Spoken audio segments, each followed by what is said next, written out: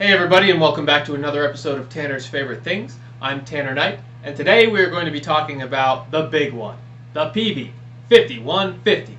You may be familiar with this amp from pretty much every single metal album that's ever been recorded from the mid-90s on, and it's a player's favorite because it can be attained for a reasonable amount of money. Now, these 90s 5150s, some of the original ones, I believe this one's from 1993, are becoming more coveted.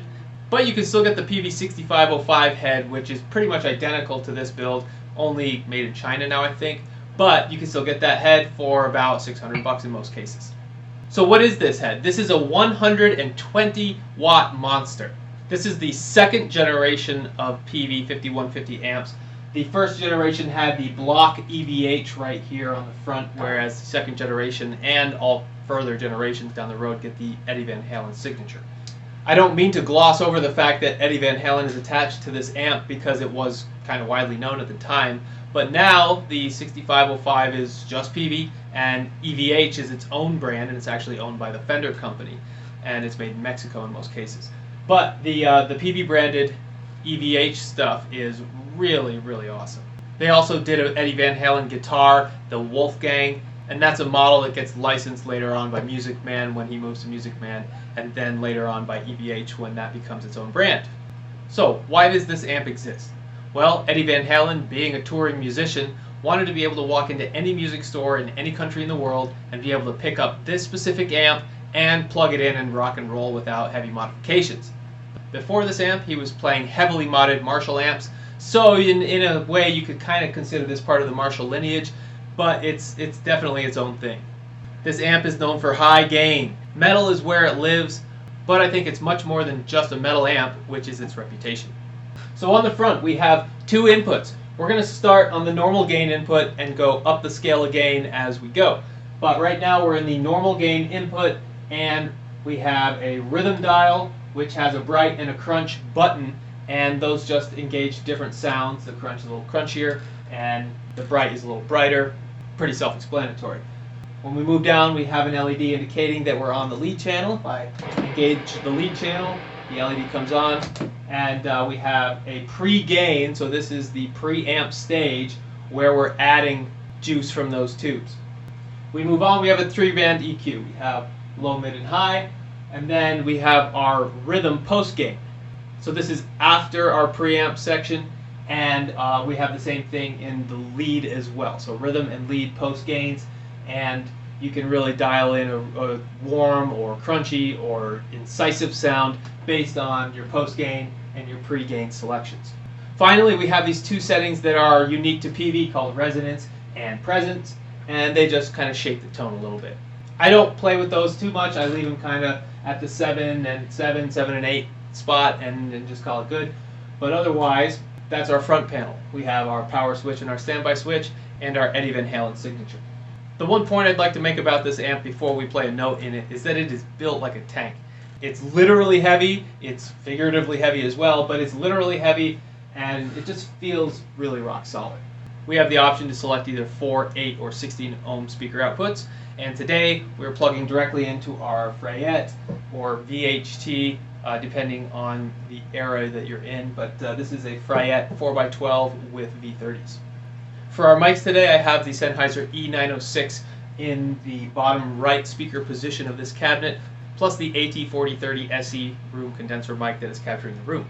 I'm still going with the Stratocaster for the most part. This is still pretty new to me, so I'm still getting used to it, getting to know it, and so far I really enjoy playing it. These deluxe Strats are super nice to play, and the differences between one and another are very slight, so you can pick one up in pretty much any era and it will feel pretty much the same. Alright, so let's hear some sounds. We've got the guitar plugged into the pedal board, going right into our normal gain situation, and it sounds like this.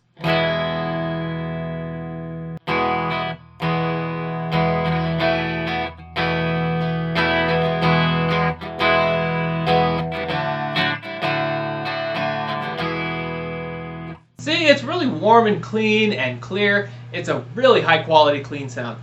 This next statement might start a few fights, but I do think that the clean channel is nicer on the 5150 than it is on the Marshall Plexi 1987X. So let's just play with these dials and see what the sound is. So let's get resonance.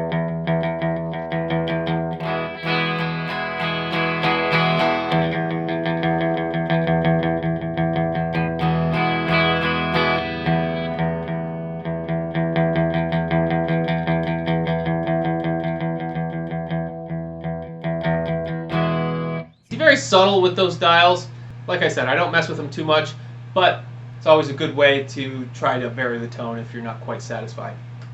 So right now our bright switch is engaged. If I disengage that, it dulls it up a little bit. Very subtle, but the crunch button does a bit more. Boosts it quite a bit, maybe by like 7 or 8 dB. Still very clean though. It's not like a crunch distortion channel, it's more like a dB boost, I would say. Of course, we have our 3 gain.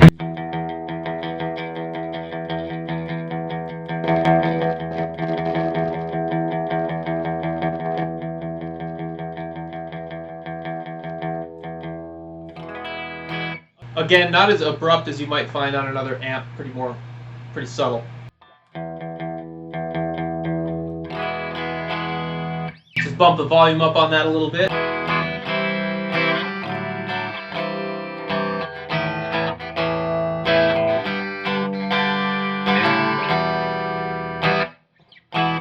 Nice clean sound. Alright, let's check out that lead channel and see what the main event is all about.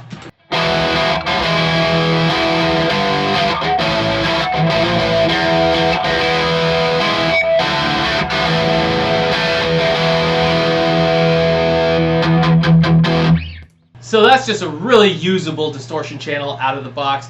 There's no pedals in front of that. That's just the lead channel coming right from the amp. Really ballsy, just what you expect from a metal amp.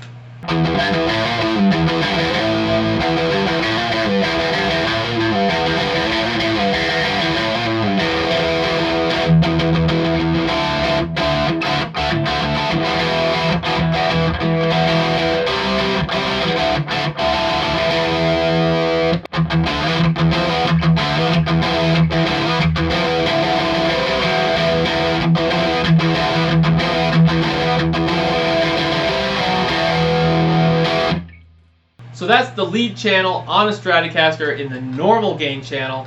Let's go ahead and put it in the high gain channel and see what the difference is.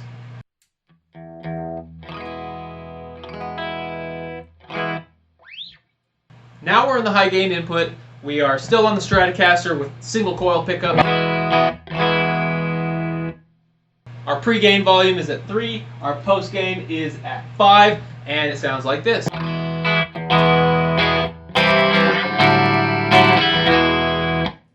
Right away I can tell that there's a bit more bite in that clean channel, but I think if we go to the lead channel we'll hear a little more. But before we do, let's just add the crunch and see what that sounds like in this setting.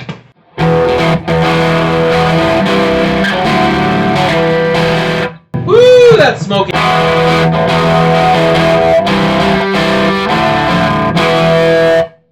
So that's still in the clean channel with the crunch. It's louder but still very clean. It hasn't broken up yet.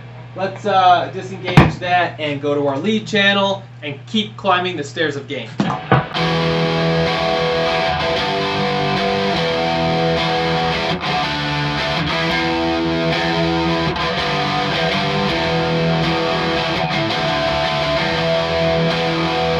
Nice. I think that really starts to come alive when we're in the high gain input with our lead channel engaged. So what happens when we go to a guitar with humbuckers? Let's find out. And here we are with the SG with humbuckers, and it sounds a little like this.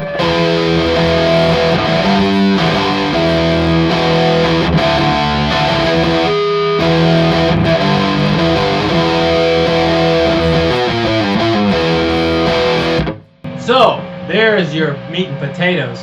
Don't get me wrong, I love the Strat in pretty much any amp context, but this is the right guitar for this rig.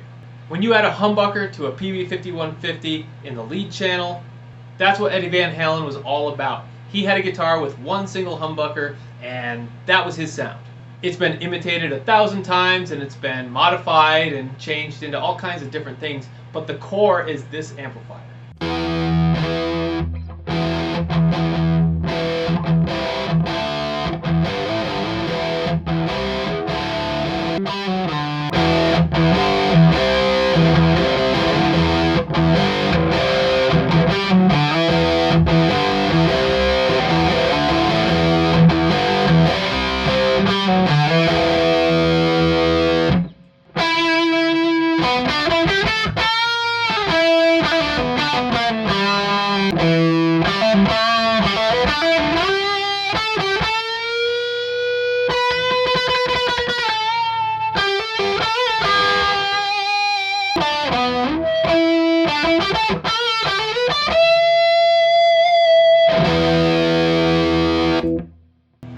for kicks, let's hear this thing with the metal zone.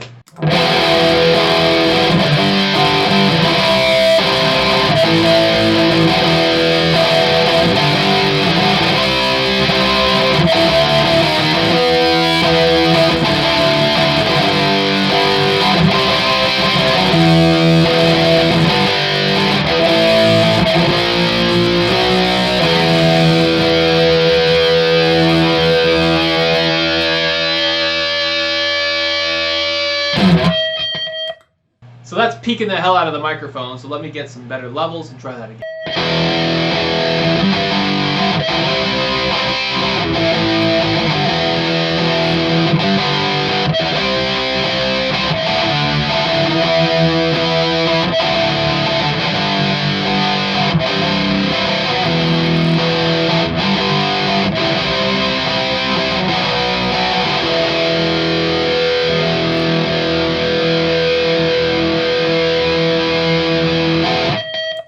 That is metal. Just in case you want to hear what insane sounds like, here's that lead channel with the metal zone.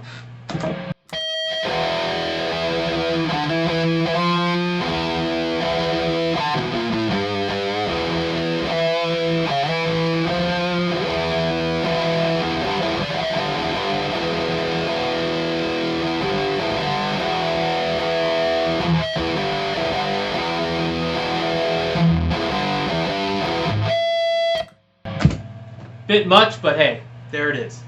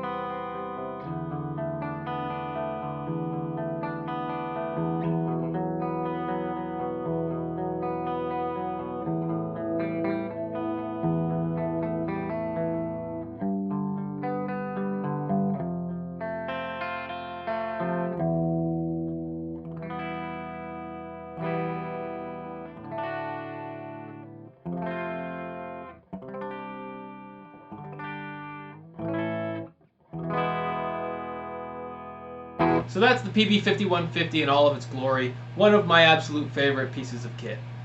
I think its 4x12 cabinet is the perfect match for this Peavey 5150 because all of those V30 speakers add up to way more than 120 watts, and in most cases 120 watts is pushing the hell out of a 2x12 cab.